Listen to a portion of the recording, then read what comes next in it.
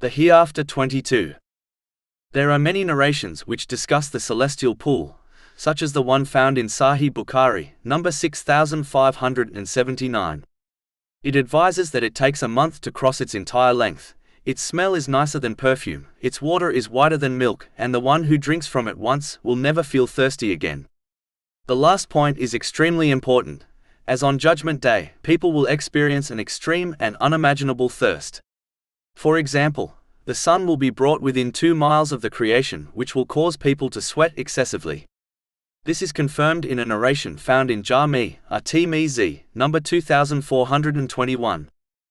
There is no doubt that every Muslim desires to drink from this pool, irrespective of the strength of their faith.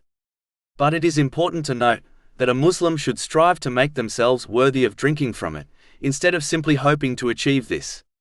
This is achieved by fulfilling the commands of Allah, the Exalted, refraining from His prohibitions, and by facing destiny with patience according to the traditions of the Holy Prophet Muhammad, peace and blessings be upon him.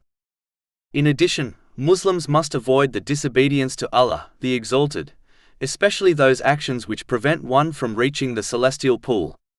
For example, a narration found in Sahih Muslim, number 5996, warns that some Muslims who innovated evil things in Islam will be detained and prevented from reaching the celestial pool.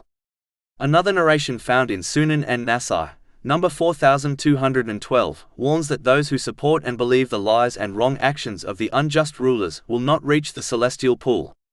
So it is important for Muslims who desire to reach and drink from the celestial pool, to avoid disobedience to Allah, the Exalted, and strive in His sincere obedience.